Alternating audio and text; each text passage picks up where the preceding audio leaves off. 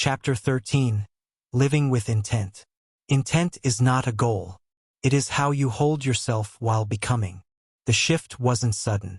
There was no grand revelation, no cinematic sunrise, just a quiet moment that felt different.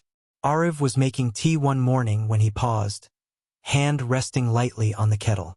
No rush, no checking his phone, no list ticking through his head, just stillness, presence, and something like peace. It wasn't just that he had slowed down. It was that he had started choosing how he showed up in each moment. Not to please, not to prove, but to align. He first heard the phrase living with intent in a podcast years ago, but back then it sounded abstract, like a Pinterest quote or spiritual fluff. But now he understood. Intent wasn't about what you do. It was about who you are while you do it. It was the energy beneath the action. You can speak with truth or with ego. You can work to serve or to escape. You can rest to numb or to restore. The outer form can be identical, but the inner compass changes everything. That week, Aarav made a list, not of tasks but of values.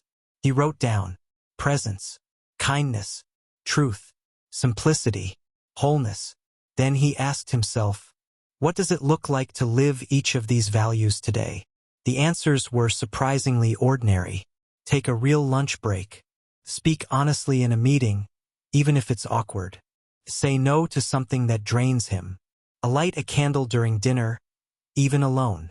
Let himself do nothing for 10 minutes without guilt. Intent wasn't grand. It was grounded. In the past, Aarav's choices were reactive, shaped by stress, fear, old habits.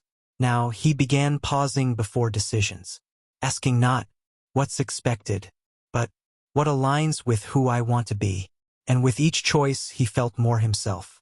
Not the version others celebrated, not the image he had curated, but the quiet, steady presence beneath it all. He was no longer trying to find himself. He was becoming someone new, with each small act of integrity. Tool from the journey. Choose your intent. Try this daily ritual to ask, what values matter most to me today? For example, peace, courage, truth. Write down 2 to 3. Choose one action for each that reflects it. Then ask yourself, am I rushing or responding? Performing or aligning?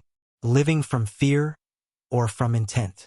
Your power is not in controlling outcomes.